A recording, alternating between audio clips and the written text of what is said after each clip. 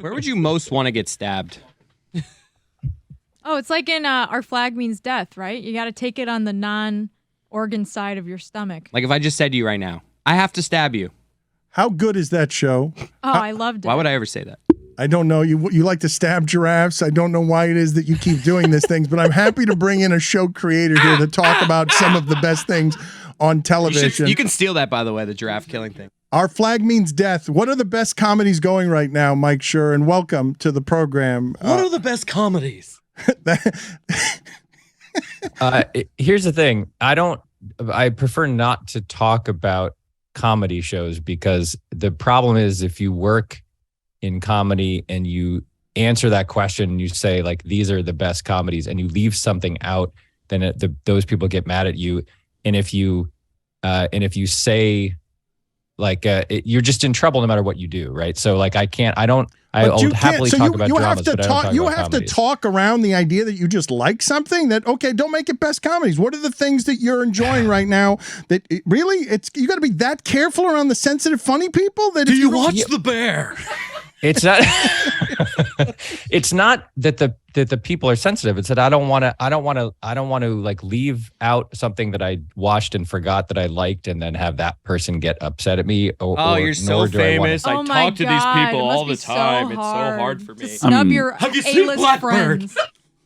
This is fun. Thanks for having me on. I've seen the first two episodes. That's not a comedy, though. I don't think Blackbird. So even if we were to ask you who's making the best stuff, you can say HBO Max, right? Or you can't even say that. No, I can say that. They have great. Every one of these places has something that I watch and enjoy. And the sheer volume is overwhelming. And I feel like we're now at this point where every one of our friends has some recommendation that we haven't seen yet and we'll never get around to. I went back and watched the show The Americans because I had never seen it before. And it was embarrassing that I had never seen it before because everyone was like, this is one of the great dramas of all time. And in pandemic, can't leave my house. Finally went back and watched it. It was great. And I felt sad that I hadn't seen it when it was on the air. I wish I'd been watching it with everybody else. So there's no like one place that's the destination for comedy or drama or anything else. There's 50 shows on every streaming service that we should all be watching and enjoying. The Americans diplomatic is enough? so good. Can we talk So about good, The man. Americans? When that show ended, I felt like I had been broken up with by Philip Jennings. I missed him so much. Can I tell you a story quickly about Matthew Rhys, who plays Philip Jennings on that show? Please tell me every story you know. Matthew Rhys, just a dreamy gentleman, I would say, in every respect. I don't know him really. But when my wife and I lived in our first house in LA, we had this Prius and we went outside one day. I went outside because I used to drive this car to work and it was dead. And I was like, oh, I can't drive to work today because the battery died. I guess I left the light on in the car or something. And my wife said, okay, take my car and I'll get AAA to come jump the car. And then from around the hedge that separated our house from the house next door came the handsomest man I've ever seen. And he was like, in a Welsh accent said, are you having a bit of car trouble? And my wife turned and looked at him and was like, yeah, we are. And he was like, I can jump it. Give me a second. He was talking about the car, right? Yeah, I think so. And then, so I was like, she was like, that's Matthew Rhys. He was on the show Brothers and Sisters, which we watched at the time. And I was like, all right, I'm going to go to work. There's a 80% chance I'm not married by the end of the day. And so I left and I called my wife later. I was like, what happened? And she was like, he brought his car over and he hooked up the jumper cables to our battery. And we had a conversation for like 45 minutes while the car battery charged. And I was like, I don't think it takes 45 minutes to charge a battery. And she was like, well, we talked for 45 minutes. And I lived in constant fear for a year that Matthew Rhys was going to seduce my wife away from me. As if he hasn't. He's a nice person. As if he hasn't already. I assume that was a euphemism when she said he hooked up my jumper cables. I didn't know what it meant, but it seemed like something he did upon walking onto your lawn. marriage is about trust, Dan, and I just trusted my wife that she was not using it metaphorically. That is so threatening to just be like that. Yes. The world's handsomest and most charming person just appeared out of nowhere, like he apparated into Jessica, my yard. Are you and said, holding your do you heart? do you have Jessica a bit of has heart both trouble? hands over her heart. Still out of breath from the airport. That's all. But okay, so Mike Schur, Chris Cody came up with an idea. Top 5 dreamy gentlemen who you are afraid might steal your wife in Hollywood. Do you have that for us? All right, give me a second. No, let me ask you. You can think about it while we're talking about other things. Your mind works well because I do want to talk to you about some baseball stuff. You are a crazy person about baseball in a way that I simply can't explain to people. Welcome to the show. So nuts. Thank you. He is just, he's totally insane. I've never met anybody like him. I listened to the podcast. I'm well aware. I heard 30 minutes of Angels chat the other day. No, most Angels chat I've ever heard in my life. You don't understand. That's not even the beginning of it. That is nothing. He is isolating 7th inning pitches that were outside the strike zone and sending me the batter's box in a Yankee game number 43 because there's a runner on second and there's been some sort of blown call. The minutia that he is watching in baseball, I don't even know how your mind processes it as anything other than insanity. Mike, you love it, but it's obsessive in a way that nothing else in your life can be that kind of obsessive. Yeah, that's probably true. I mean, here's what I'll say. I'll relate this to Meadowlark Media.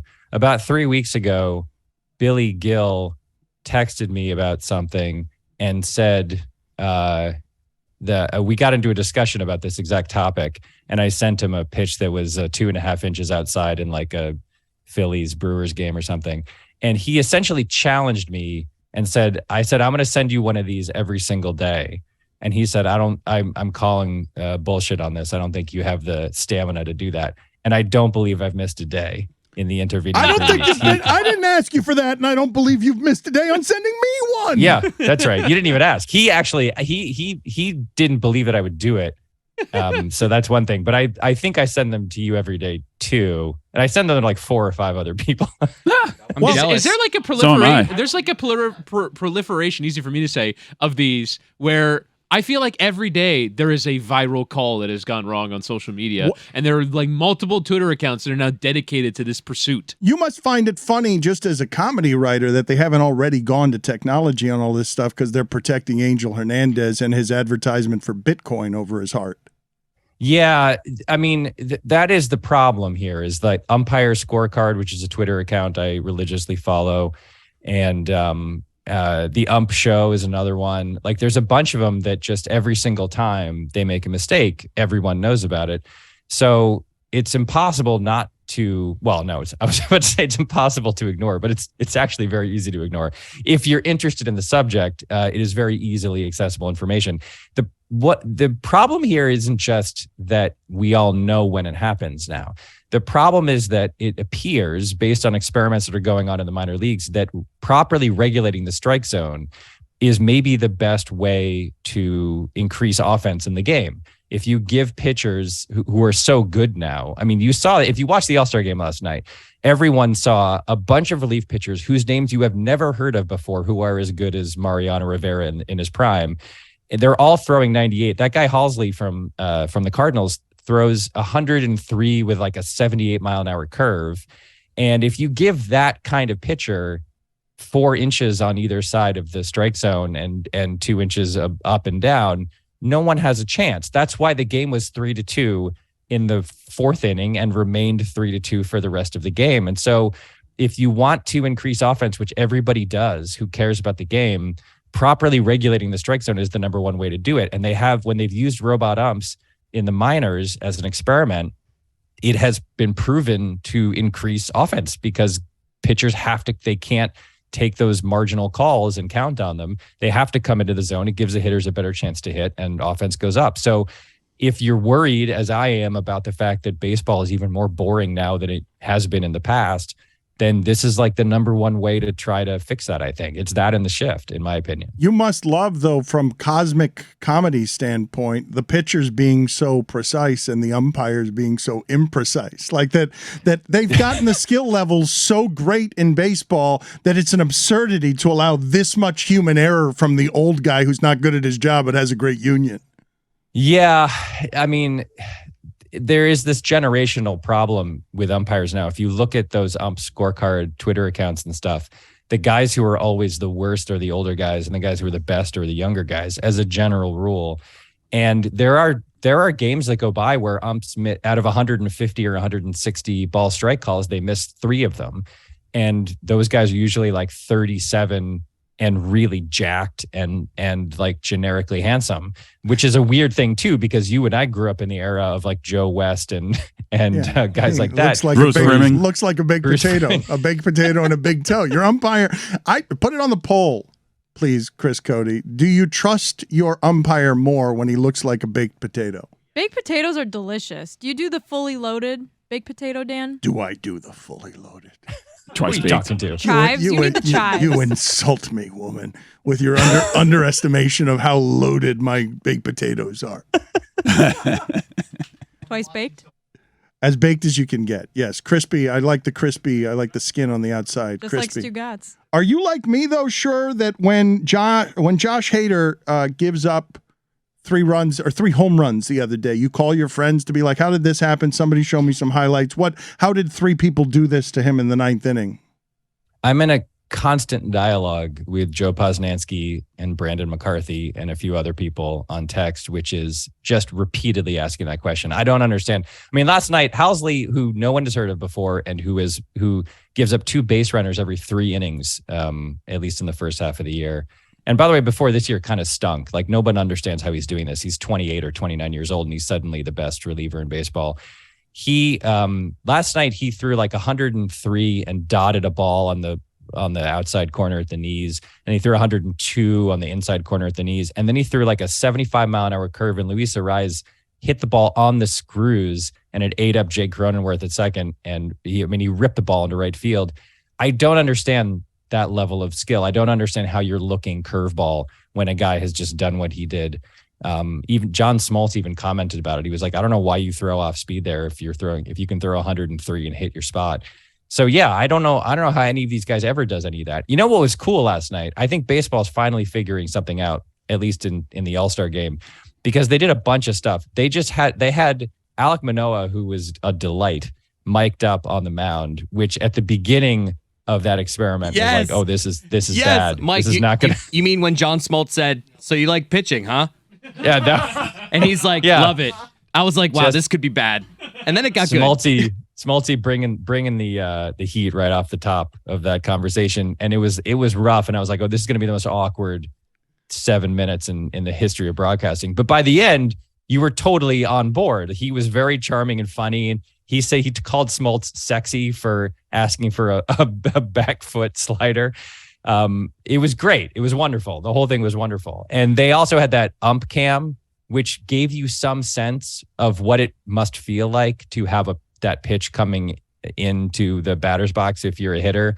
Like they've begun experimenting in a way that I think is good to make you understand and feel what it's like to be down at field level on the like facing these guys. Like that, all that stuff was great. I thought like they should be doing all of that stuff in regular broadcasts throughout the year, because it gives you a better feeling of what it's like to actually play baseball. Interviewing the pitcher in the middle of an inning is a bit. Maybe just have him mic'd up. If you're literally asking him questions in between pitches, here's the thing though. If you just have him mic'd up, he's not going to say anything. Like that part of the fun of it was he was actually talking to, like when they had Nestor Cortez talking to Jose Trevino. I don't know if you saw that. Ruled. Like they were like, what do you like? They were talking into his glove about what he wanted to call it. And it helped that they were an actual battery that exists on the same team. But like that, if you have to like stimulate them to talk and actually discuss this stuff, because if you don't, they won't say anything. They'll just grunt. But I don't know. They should be doing anything they can think of like that to make the broadcast more interesting so that people actually care about them. Do you long at all for the days of a sodden Harry Carey having drinks during the game and just slurring his way? Oh, I'm hammered. Through the Cubs' 2:00 8-2 loss? Yeah, of course they do. But that's just pure nostalgia. Like that's not helping anybody. Well, we don't have to do it that way though. Have you lived long enough now to see John Smoltz go from really, really smart baseball player to guy who hasn't changed with the times and often doesn't know what he's talking about? Yeah, I mean, just because you're a smart baseball player doesn't mean you're a good broadcaster. I don't think he's not my favorite. I think that the Harry Carey days are nostalgically fun because that's an era where everyone cared about the game, and the point of baseball was to like sit back and it's almost background noise, and it was just him kind of droning on about whatever he was droning on about. But that's just not the way we consume sports these days. Like it's the opposite of Smetana's F1 minute is Harry Carey. It was a different time. I don't know who that was. Oh, It's not Harry Carey. that was a different time. It's like James Cagney or something. I don't know who that was. That was no longer a drunk Harry Carey. That was just somebody with a weird voice. Are you? Wait a minute. That was a karate chopping Elvis. That was not Harry Carey. I like that character better. Do you want to let him make random appearances? Enough, just please. No, do me the favor at some point of asking Mike Schur a question as the karate chopping All I Elvis. have is who got now? But what about a baseball question? You don't think you could do a baseball question that way? Surprise him with it as he filibusters to find the top five. I've got my top 5. All right, let's do it right now. Number 5. No, wait, hold on. We have emergency coverage here. Stugotz has an update from his travel situation. Well, hold on. And he's got to join us here. We've got to bring him on. He only has a couple minutes. Mike Schur, we've been calling him. How many times have you called him this morning? I called him 5 times this morning. All right, Stugotz, how did the trip to the airport go? Did you get valet? Did you get your guide? Did you get in? Dan, you were right about the valet. Listen, I got a call, like 4 calls. The number still comes up as, by the way, Mike Schur is on right now? Is that who's on right now? Yes. Little game of sure, unsure, huh? How about that? Yeah. Don't deflect. Anyway, so I got 4 calls from something that comes up on my phone still as the ESPN hotline, and no one wants to answer that call more than me. But I couldn't because I was stressed out. I figured, A, they were either giving me my job back, or B, it's Jimmy V Day and they wanted a donation. I didn't know what to do. Well, you didn't answer. You did know what to do, not answer. I couldn't answer. And when my phone lights up ESPN, I always answer. But I was stressed out. But the good news is I canceled. So I realized once I was at the valet, it's closed. I had to cancel. Now they let me cancel. They gave me a refund. I could not believe America. You missed your flight. Your flight. We checked it here, and it left 10 minutes late. You missed it. Yeah, this is why you have a backup. So now He's at home right now for sure. I'm in Group Z, Fort Lauderdale Southwest Terminal. You went to Fort Lauderdale? You were in Miami before. Listen, I told you, in these trying times of travel, you have to have a backup plan. Good thing we started at 3 a.m. Wait, you're on Southwest? Why you can't even fly first class Why did we start there. so early today so you can make your Miami flight?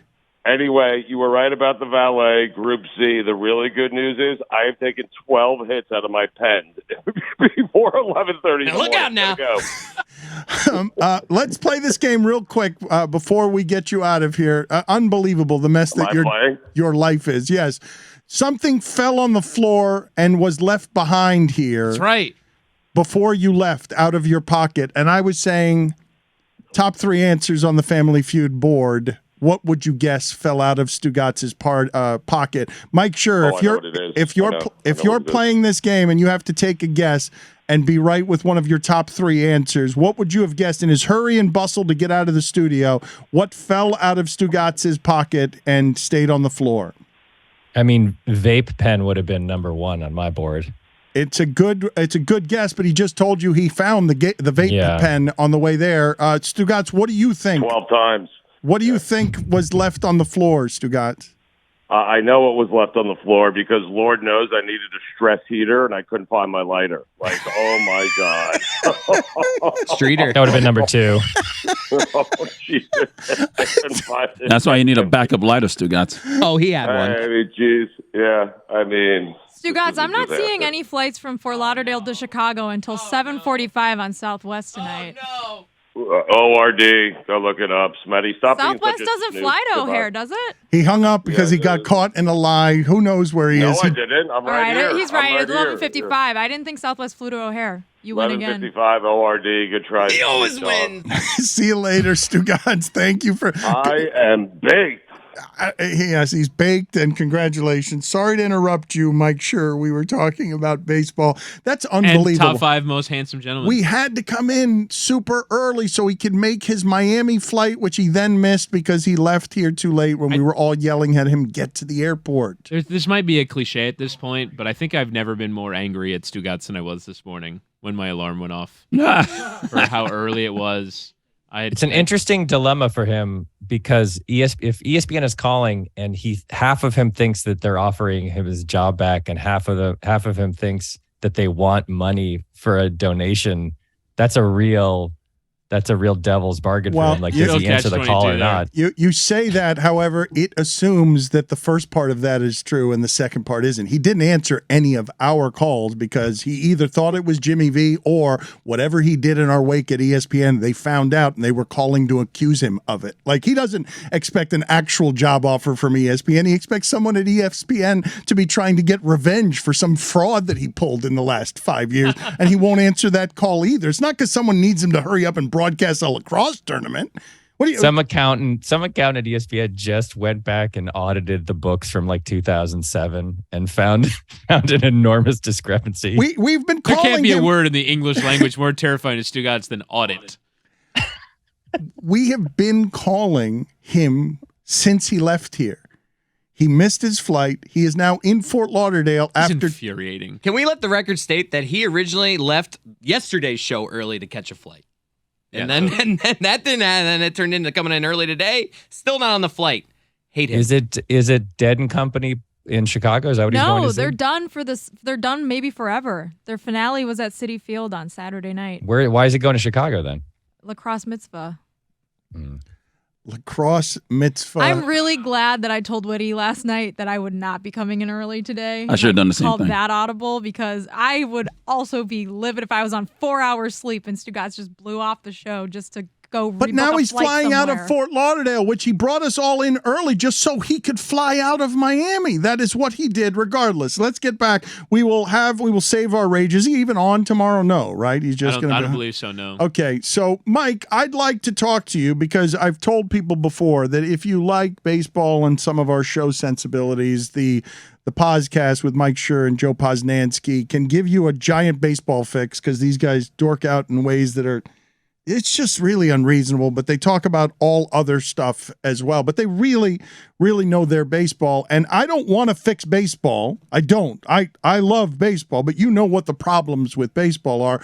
When you imagine what's going to be entertaining 10 years from now as someone who works in entertainment, what do you think? This sport is now willing to make some of the changes. They're not precious about tradition. They're going to go ahead and sell out and get their money. Manfred ensures it. So what do you think the broadcast is going to look like in 10 years when it's Apple? Will we ever be able to see what Manoah was doing where we can talk to the pitcher because everyone's not taking this all so seriously?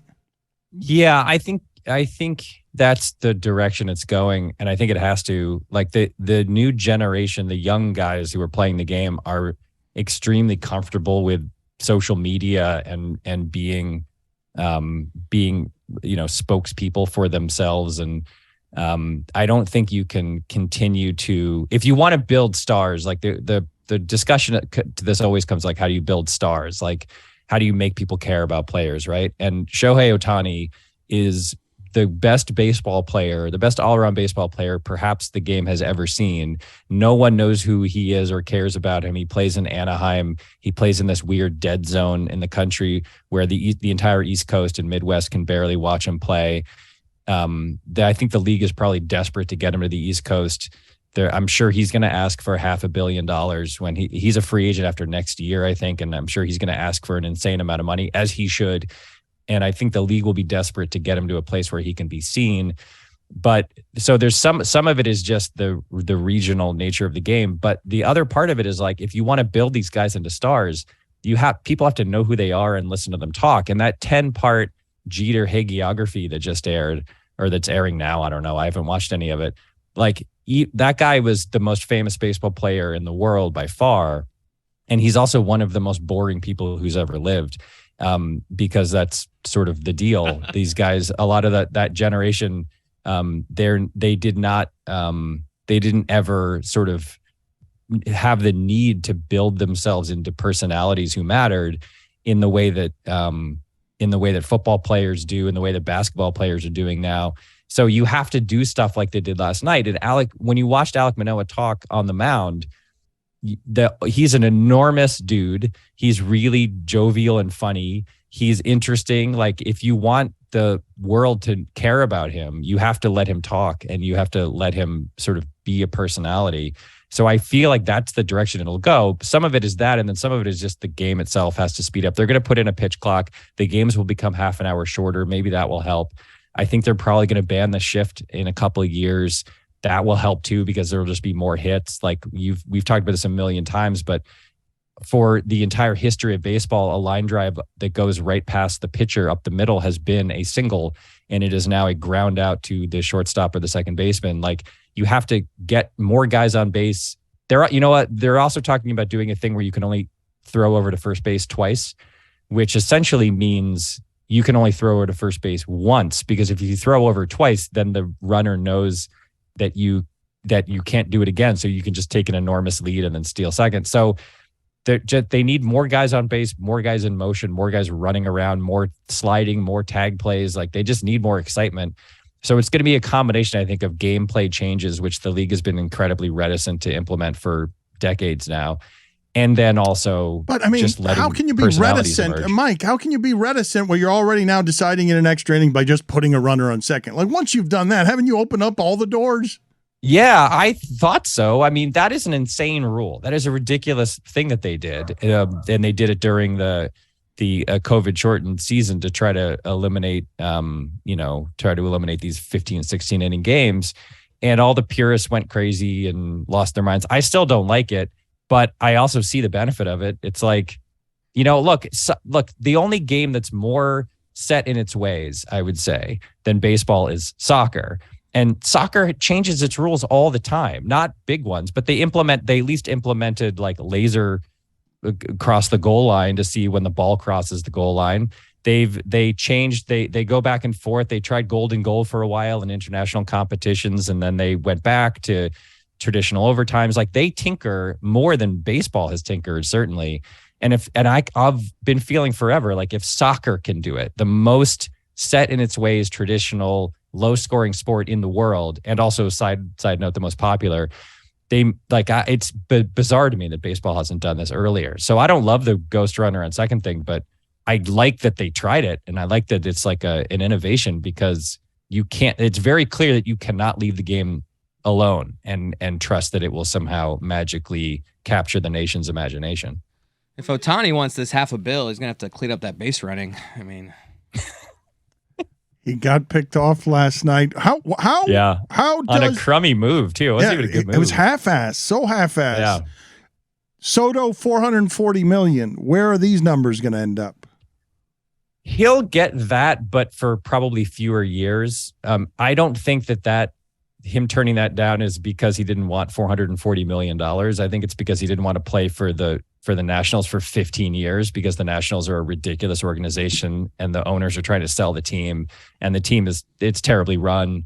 And I just don't think he wants to be there. I think if they offered him $440 for 10, he might have taken it, because some other team will. Like, there are too many. He's Ted Williams. Like, the guy is ridiculous. He's 23 years old. He has 2 more years of team control. If you offered him a 10-year deal right now for $440, he'd probably take it, because he would be a free agent at 33, having made $430 million. So, but nobody in their right mind would want to play for the Nationals for the next 15 years. It's like signing up for the Guardians, or the Commanders, whatever they're called, the Washington football Commies. team. Like, nobody is going to want to play for that team. So I don't know whether they're going to be able to trade him. They don't have a lot of time to trade him this year, but my guess would be he gets moved in the offseason, and he'll go somewhere that will have a quiet side note. Don't worry, here's the contract extension we're going to offer you as soon as you're on our team. he'll probably end up to torture me personally. He'll end up on the Yankees playing right field and hitting 70 home runs a year. I think the Marlins are a good fit. League stadium. I think the Marlins are the right fit. Top Marlins in. Top 5 beefcakey, steamy guys who will steal your partner, a woman or man so steamy they can just steal away your partner. Is that the category that we're doing, or just people? Top 5 actors who you're worried that if you leave them with your wife will leave you. You need to look out now. Number 5. John Hamm. Hambone. Did you see him last night at the All-Star game? Still, I mean, looks amazing. Steaming. Crazy. Perfect. And very masculine. Number 4. Timothy Olyphant. Thought you were gonna go with Chalamet. No, Chalamet's You're showing your age, Mike. A beautiful person. No, of course I'm doing this based on my wife. I'm worried about my wife. Chalamet's a beautiful person, but he's less threatening to me because he's made out of fine china. He weighs 110 pounds, and that's less threatening to me. Olyphant though, cowboy, rugged, handsome, perfectly symmetrical face. He's got it all. All right, number 3, I'll say Manny Jacinto. Manny Jacinto played with Jason Mendoza on The Good Place. I don't know if you've ever seen what he looks like, but he's not. I don't think he's a human being. He was sent from outer space to be attractive. At any point, as you write a book about people making principled decisions in all circumstances, using life's and history's philosophers to choose, is this person, Manny Jacinto, somebody who could actually lure your wife, or are you now realizing that you need to make your list a bit diverse here, because otherwise it's just going to be everyone looks like John Hamm? Go look at pictures of Manny Jacinto on the internet and tell me that you wouldn't be worried that your wife would run away. I'm with not him. saying he's not beautiful. I'm just asking you if you have considered before making your list, I can't have 5 John Hamms. No, not everybody is as cynical as you are, Dan. You know, some people don't make everything a calculation. Number 2. Number 2, it's Christmas. Yeah, that's a fine. That's fine right there. Number 1. Actually, number 2 is to tie. It's Christmas and Idris Elba. Great shout. Yeah, he's beautiful. Number 1. I find his accent to be so mysterious because it's South London Cockney, but it's also like there's also like some other hints in there. I can't really put my finger on it. It doesn't sound like Ian Wright. He sounds like Idris Elba. His accent is the technical lexicographical term for it is handsome. He speaks handsome. Handsomely, yeah. Put it on the poll, please, at Le Batard Show. Does Elba speak handsome? Number 1. Matthew Rhys. I need to Google image this guy. I have no idea what he looks like. He looks like a KGB spy that you would let spy on your country because you couldn't tell him no. That's right. If you Google him, you won't. Your first instinct will not be, oh, this guy is as handsome as Idris Elba or Timothy Olyphant, but watch The Americans or anything he's ever been in. He does some wild shit in that show too. That you're just like, wow, they really went there on TV. Gotta be honest, I'm not seeing it, lads. I'm telling you, I'm not seeing it with Matthew Rhys. It's not about the photograph. It's about the performing. Just watch The Americans. And was it about the vulnerability of your car breaking down and him coming to save the day, to be the proverbial hero in your day? Yeah, that was a problem. Yeah. I mean, we survived it. We're fine now. That drive to work, though, did you have a big smile on your face because of the absurdity of the universe bringing around your hedges the most threatening thing in the world?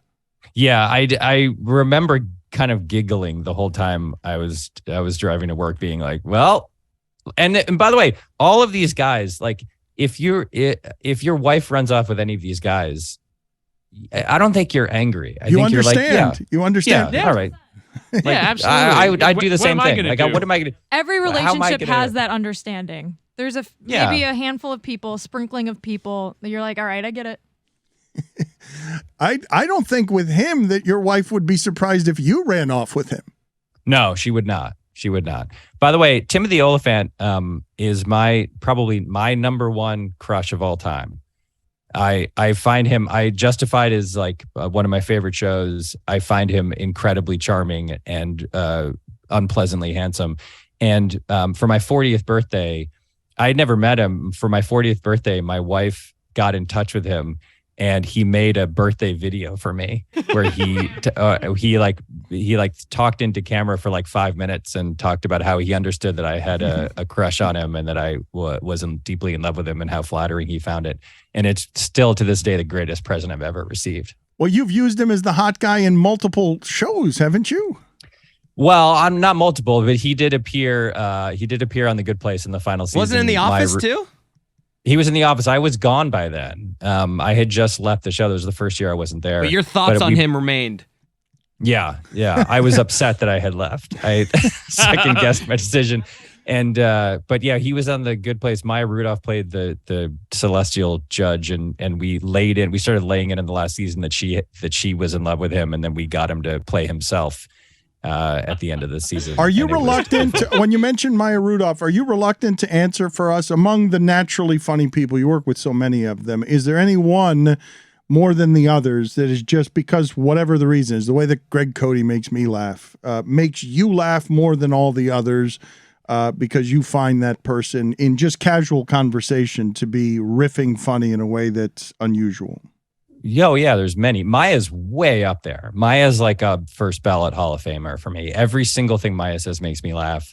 I think she's, I don't know if here's a show I'll talk about. Loot on Apple is her new show, and she's typically great. And not just funny. There's a scene in it. I don't know if you've seen the show, but there's a scene in it where she basically plays like Jeff Bezos's ex-wife, who's Adam Scott's her husband, and she catches him cheating. They divorce. She has $87 billion and doesn't know what to do with it. It's Bezos' story, right? It's that. Yeah, it's basically that story. And Gates, I guess. Yeah. So she's excellent. She's not just funny. She's really giving a great acting performance, in my opinion. And, she hits it out of the park. There you go. That's Harry Carey is who that is? It's Will Ferrell doing Harry Carey. And Elvis occasionally. Look out now. He's workshopping all of it. He's having trouble with all of it. He's not consistent with any of it, but he's working it out. He's trying to make it. He's workshopping it. Yeah. He's taking it on the road to work out the kids. The Elvis is one of the most extraordinarily limited things I've ever seen, because if he doesn't get to use, and it's just Jack White and Dewey Cox. It's his left hand. He's just karate. I can't see it. He's not on video, so I can't. It's a pure theater of the mind situation. All right, there we go. Look out now. It's not. You're not missing much. And then with the Harry Carey, the neck goes up. Whoa. They're not good impersonations. I'm not even sure it could be called a limited fake. It's not even. It's because I think you have to know. You have to be able to tell what it is in order to call it a limited fake. My God, what a callback. What a callback. That, of course, is John. Is it Jay John? Gruden. Jay Gruden. I would never do John. Well, no, was it Jay Gruden playing hide and seek with somebody? Where's Robert? Ready or not? Mike Schur, is there anyone on this program that you would pick to play Fast Money with on Family Feud? Besides me. Oh man! I mean, wait. Do I have to pick, or I should rephrase the question. If you had to pick someone from this program to play Family Feud Fast Money with, who would you choose? Well, so that's the thing at the end when you have 20 seconds, or whatever, they fire 5 questions at you. Yeah. Well, that's not. That's a different question than the way I was thinking of it originally, which is like, because that's about knowing what ordinary people, regular actual people would answer. So it's not about intellect or acumen or something, right? It's just like who's got a good gut instinct for what those answers would be. I feel like the answer would be maybe Chris Cody. Wow! right, let's do it now. We're going to do it right now. Who's first and who's second? Let's do it right now. Now, Chris Cody was reading the questions, and he was interfering with everyone's ability to do this well because he was reading this so poorly. We are now going to host as Harry Carey. No, but you can't host it if you're the one playing it as well. I'll ask the questions here. All right. Now, Chris, you got to step into another room because. All right, so he's second. Chris Cody is his finisher. Ridiculous, man. All right, this is a terrible choice. I think that Mike Schur has made, but regardless, we're going to play with him now. You have a game in front of you. Do we know that Chris Cody is in a secure location where he cannot hear anything that's happening here? I don't think I'm going to be very good at this. It's okay. None of us were, but let's see if your pick was any good. I was the best one. All right. Roy, you were the best one, but that does not mean you were good. Hey, you 85 points, man. Roy, when asked how many hours he works in the average hour, his answer... How many minutes he works in the average hour? How many minutes he works in the average hour, his answer was 5 minutes. 5 minutes. I mean, I gave a true statement. Okay. All right. So, Mike Schur, because of the nature of this where you're on Zoom and it could potentially take you longer, we give you 25 seconds to answer 5 questions. 100 people surveyed. And no, we're not at the stage where if you repeat. Why is the entertainer playing? Because it's the only music we have. Meadowlark Media. We don't have Family Feud music. We can't monetize monetize this on YouTube if we play the Family Feud music. There's nothing I miss more than the ability to do actual music, and I miss Precious. We miss out on like $180 if we put the Family Feud music. So we gotta, it's too expensive. It's too expensive. All right, so Mike Schur, you ready? Yeah. All right. Clock will start when I finish the first question. Name something people hide under their bed. Their shoes. Name something that makes people blink. Allergies. Name a place you see an antenna. On top of a television. Oh, God. Name a drink that tastes best when it's very cold. Coca-Cola. Name something that siblings compete over. The TV remote. All right. This is a 1970s or 80s list, so your antenna might hold up really well. That's what I figured. That's what I figured, yeah. TV and then Coca-Cola. All right. That's going to be a good... I think Mike Schur did much better than he thinks. All right, so name something people hide under their bed. You said shoes. That is 23 points. That is the second answer on the board. People put shoes under their beds? What? Now, name something that makes people blink. You said allergies. And the third answer is dust. I feel like I want to give you that. Same thing. It's the same thing. All right, so... no. I don't think it's the same thing. Allergy is like a histamine reaction. Your immune system is responding to something. Dust is dust. This is going to be 0 then. So it is indeed a 0. A 0-point answer. Now, name a place you see an antenna. You said on top of a television. That is also a 0-point answer. There is no antennas on top of a television. None of the 5 answers available. Name a drink that tastes best when it's very cold. You said Coca-Cola. That is the second answer on the board. You get 17 points for that answer, Mike Schur. And then you said, name something that siblings compete over. You said the TV remote. That is the 5th answer on the board. And this, you get 6 points. So at the conclusion of this, you get 46 points. I thought he did better than that. 46 points for Mike Schur. Let's go to bring in Chris Cody now. They would have given on the show. They would have given me dust for the record. Yeah, I was on your side, but we got overruled. What is the point total for Dust if we were to give it to him? It would make him go it would make him go from 46 to 58. Not that that's appreciably better. You know what? Let's give it to him. Let's give it to him. He got 46? Dust is an allergen, isn't it? All right, so 58 points. Now, Chris Cody, 100 people surveyed. We'll now reveal Mike Schur's answers to the audience. If you repeat an answer, you'll hear this sound. I got it. Let's go. I'll say try again. You'll give me another answer. Do you want to play it as Harry Carey or Elvis? No. I want to win. All right, here we go. You have 25 seconds to answer all these questions. Okay. Name something people hide under their bed. Shoes. That's a repeat. Name something that makes people... Oh, I'm sorry. Name something people hide under their bed. Monster. Okay. Name something that makes people blink. Air. All right. Name a place you see an antenna. A radio. Okay. Name a drink that tastes best when it's very cold. Beer. Name something that siblings compete over. Love. All right. That was a good close. That's a hell of an answer. You don't think anyone's going to give it to you? No, it's going to be parents' attention, and you have to give it to them. Yeah. If it's parents' attention. All right. So can you took the answers down? Yeah. So for number one, he said monster. All right. Name something people hide under their bed. You said monster. That is a 0 answer. And so you get 0 points for number one. What was the top answer? Wait. Now you got to tell us what the number one answer was. The number for one each answer category. was money. Number 2 was shoes.